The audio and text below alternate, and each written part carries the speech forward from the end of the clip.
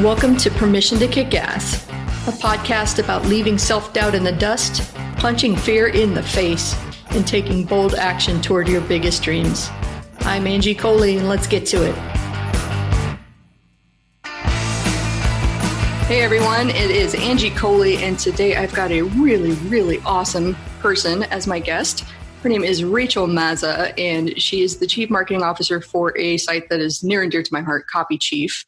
And she also has this really awesome podcast called Business of Writing. So I really wanted to get her perspective because this is someone I really have admired for several years now. And she just sets her mind to doing these really big things, achieving these big goals. And it doesn't matter what stands in her way. She just decides to get it done. So welcome, Rachel Mazza. Thank you. And can I just say that if you ever come out with a service where you can just jazz people up before they start their day, I would be first in line. Maybe I do need to offer that. Like, I'll just record you your own personal greeting that reminds you, you can do the thing. Yeah. Permission to kick ass affirmations is definitely on the books, please. Writing that down. Before we got on this call, I asked you to think up, a recent experience or a past experience that made you a little bit leery, made you a little bit scared, or was a really big challenge. So did you come up with one? Yeah, it's actually probably, since we're talking about it, is becoming CMO of Copy Chief. It was a big leap for me because I'd had an agency in the past, so I had led teams and such, but I'd mostly worked one-on-one with clients and was always the service provider, right? And would do the thing. And so even if I wasn't exactly sure how to do the thing, I knew I could figure it out.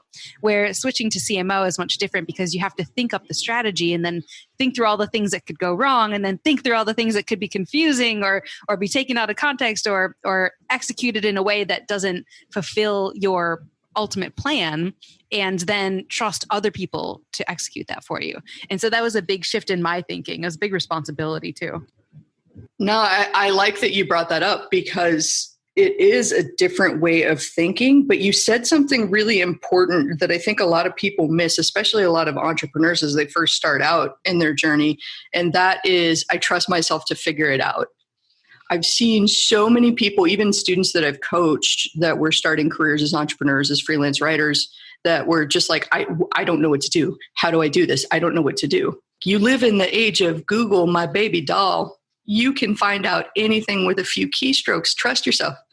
Yeah, absolutely. And I'm a big proponent for Googling your way to success.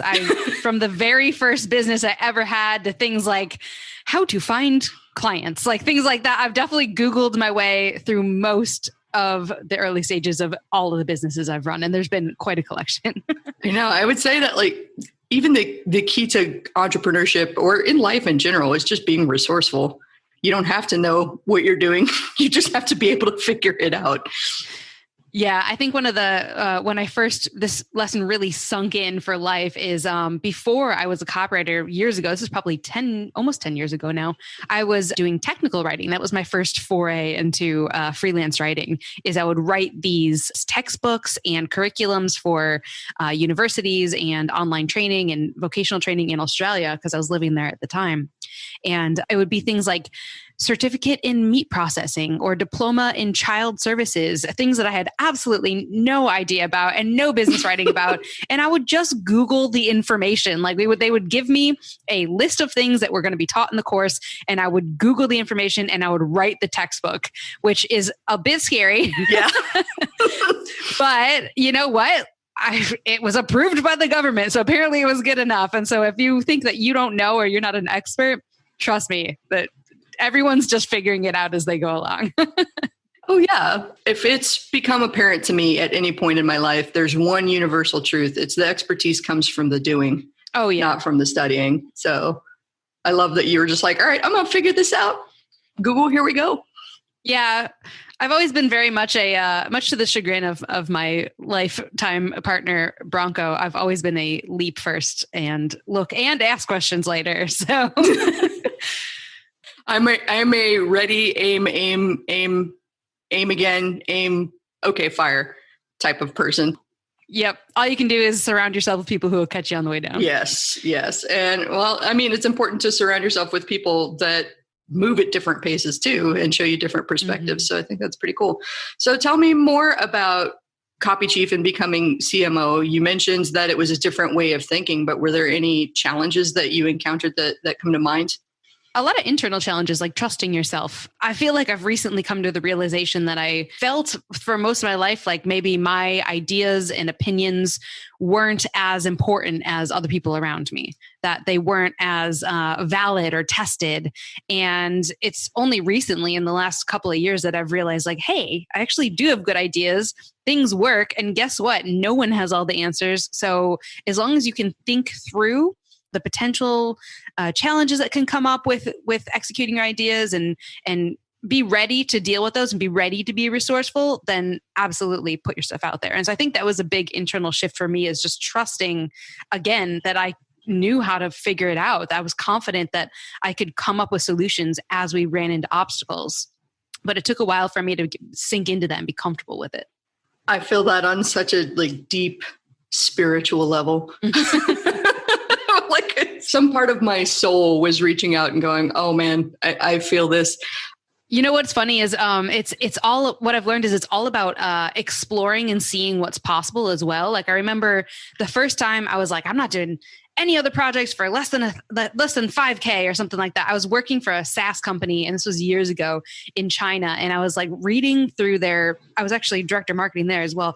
And I was reading through their email sequences and stuff, and they were just so bad. They were so bad. And I was like, who wrote these? And they're like, oh, we hired this guy.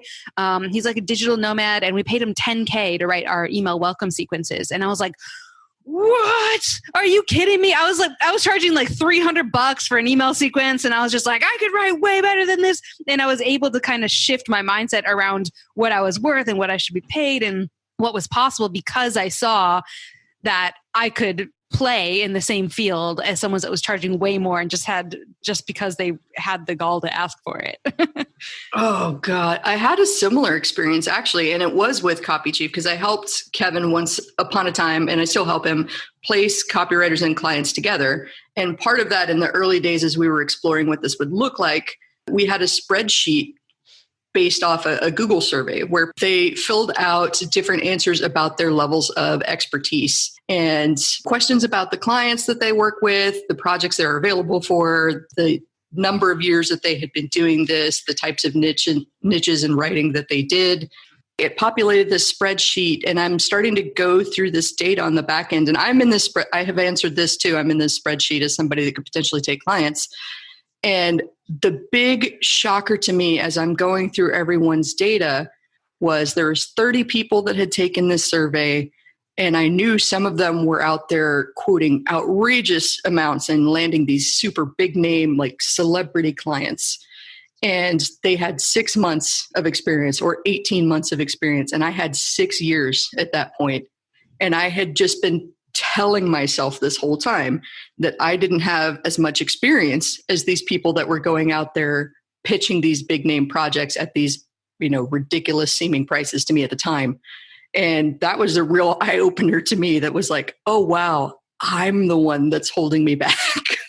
Right. Yeah. Maybe we can coin this term compare culture or something, where it's like you see what people are putting out on social media and you don't realize that everything is designed to create an image and a perception so that they can approach a relationship in a certain way. Right. So you're creating, as we do this all the time as marketers, we put ourselves out there in a certain light so that we can approach clients, or clients can approach us, and we can come from a position of authority and expertise and have that dynamic going into the relationship. And we get swept up in that, even though we know how it works. Like we do it for a living, and we still get swept up in it and compare ourselves and think that we can't possibly be as good, not realizing that's a crafted message, right? Mm-hmm. Well, and the thing that I've noticed over the years, it's a combination of factors, right? The good marketing and good positioning is really, really simple.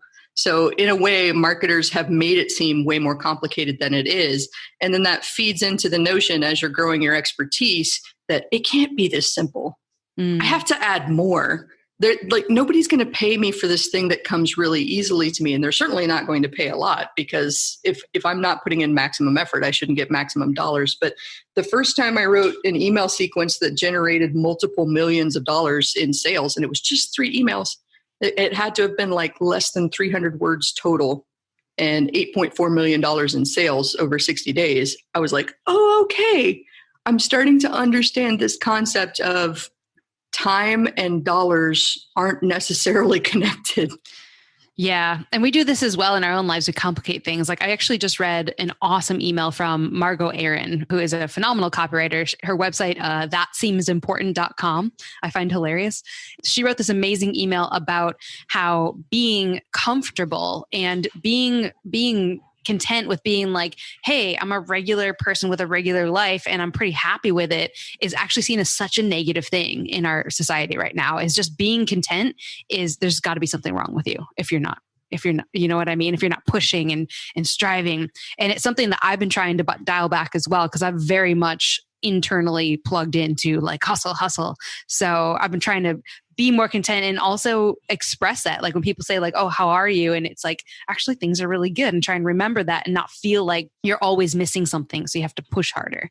And so we do the same thing that we do in marketing in our own lives, where we complicate it either to make ourselves feel more important because we're busy and struggling, or just because we feel like we're not allowed to have it, that simplicity. Oh, yes. I feel that on a spiritual level too, because I grew up with a single mom with 3 kids. She's a great mom. I'm a big fan. And she did several entrepreneurial side hustles as she was working her night job to support us. And she worked so hard. And that was really the only example I had growing up. Just work really, really, really hard, and someday you'll get somewhere. We're not going to tell you what that path looks like, but just work really hard and go to college and date someone for a while and get engaged and then get married and get a house and have kids. And these are the steps that you follow. And happiness is a natural byproduct of this equation, this series of steps that you followed. It just occurred to me that I had been following this set of steps blindly because that's what I was always told to do. And then I was pissed that I didn't get the thing I was promised. And it's so funny to me how many of those subconscious narratives just take hold in our lives and become the path that we follow without really thinking about it. Oh yeah, definitely. All right, Rachel, wow, it got a lot deeper than I thought it was going to get, but it was so good. Thank you for coming on and being my guest. That was amazing. And do you have anywhere people can check out your work? Yeah, definitely. They can check me out at rachelmazza.com. Or if you are a writer or you want to learn about freelancing and getting paid well for it, we've got a podcast at businessofwritingpodcast.com as well with my co-host Laura Gale. That's a good one. And, I'm going to do a little shameless self-plug, but I was one of the early guests on Business of Writing, and it is an amazing podcast. Yes, that's an amazing episode. So please link your episode in the show notes of this, because that is such a great episode. All right, I will do. Thank you so much, Rachel. I appreciate you. No worries. Talk to you soon. So that is it. Another awesome episode of Permission to Kick Ass on the books. If you want to know more about the show, if you want to know more about me, Angie Coley, and the mission I'm on to help entrepreneurs punch fear in the face and do big, bold things, then head on over to permissiontokickass.com. That is all one word together, permissiontokickass.com. Make sure to sign up for my email list so that you know whenever there's a hot, fresh, and ready podcast episode out for you. And also on Mondays, I like to send out a little newsletter called Kick Monday's Ass. I'm sure you're totally surprised by that. So thank you for being here with me today. I'm Angie Coley. Make sure that you share this with a friend that needs to hear this message today. Like it, share it, comment wherever you're listening to this today, and let's go kick some ass.